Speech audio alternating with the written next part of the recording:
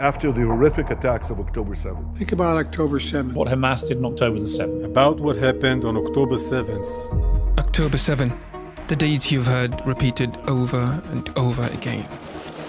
But here's the truth. The conflict between Israel and Palestine did not begin on October 7, nor did Israel's brutality against Palestinians.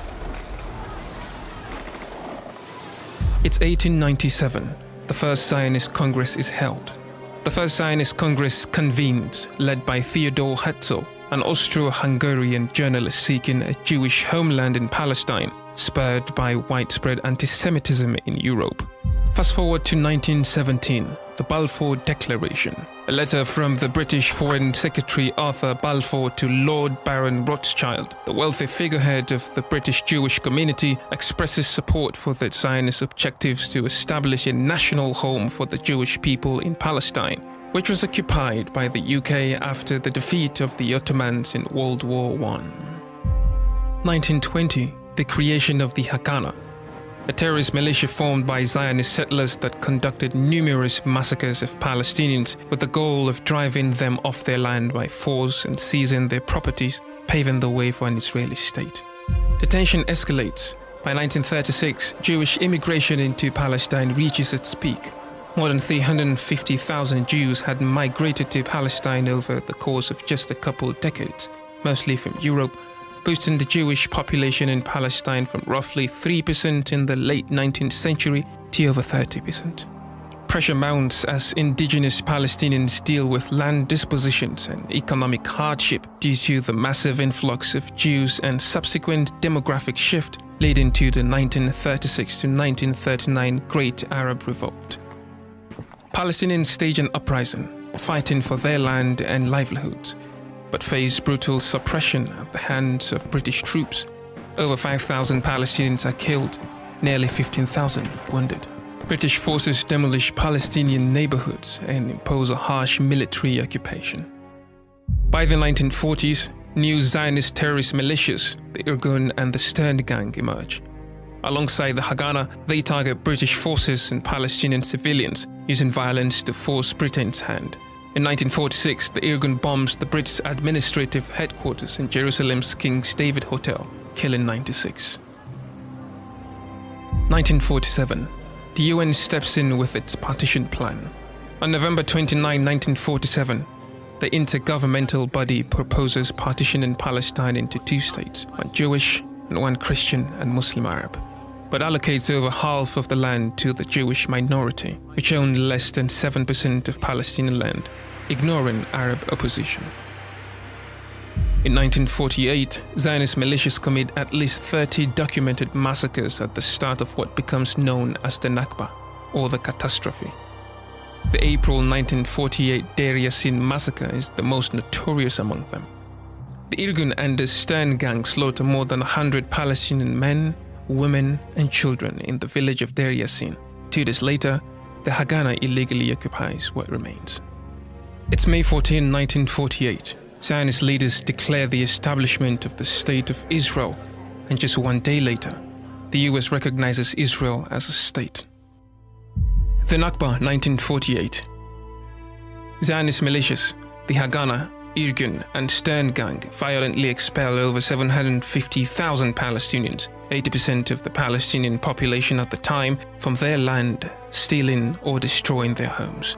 Over 2 years, more than 400 towns and villages are entirely destroyed. 15,000 Palestinians are killed. Thousands more are left homeless and stateless, scattered across refugee camps throughout the region. In 1950, Israel's Knesset passes the law of return, granting every Jew around the world the right to settle in Israel while denying these same rights to Palestinians. 1953 marks one of Israel's first major attacks on Gaza. The assault on the Bureij refugee camp kills at least 50 Palestinians in the Palestinian stronghold, where more than 200,000 Palestinian refugees had sought safety after the Nakba. In October 1956, the Suez Crisis erupts. As world attention focuses on Egypt, Israeli forces carry out brutal massacres under the cover of war in Khan Yunis and Rafah. Nearly 400 Palestinians were killed. 1967, the Arab-Israeli War. Israel launches surprise airstrikes on its neighbors, killing some 20,000 Arabs and achieving an overwhelming victory that leads to the further occupation and illegal confiscation of Palestinian land in the West Bank, East Jerusalem and Gaza. Nearly 400,000 Palestinians are evicted from the West Bank, half facing their second expulsion, and the number of Jewish settlers on occupied Palestinian land increases to more than 600,000. It's 1982, after invading Lebanon to weaken the Palestine Liberation Organization. Israel teams up with the Phalangists, a Christian militia which kills over 3,000 Palestinian refugees living in the Beirut neighborhoods of Sabra and Shatila. 1987 to 1993, the First Intifada begins. Frustration among Palestinians living under Israeli occupation was reaching a breaking point, and the death of 4 Palestinians in the car crash caused by an Israeli vehicle triggers a revolt against Israel that emerges in Gaza's Jabalia refugee camp. More than 1,000 Palestinians and 100 Israelis are killed during the first Palestinian uprising. Fast forward to 1993, Israel and the PLO signed the Oslo Accords, effectively ending the First Intifada and supposedly meant to ensure peace and Palestinian self-determination. But the hope fades quickly.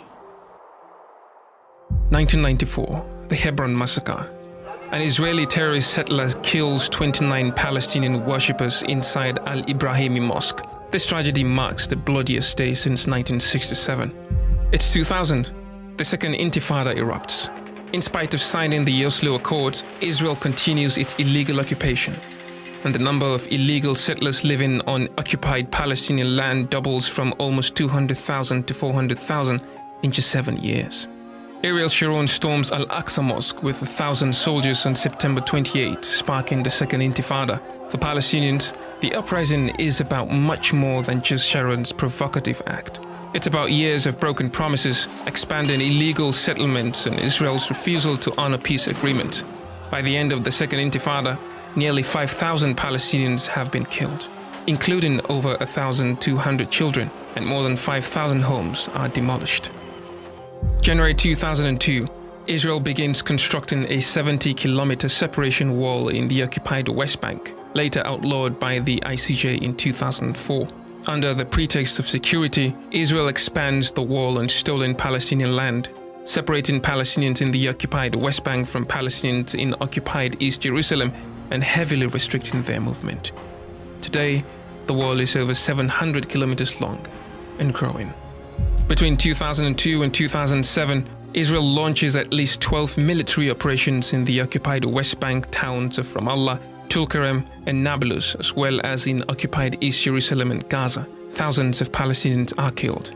Hundreds of Palestinian homes are bulldozed and more than 5,000 Palestinians are incarcerated without clear charges or trials.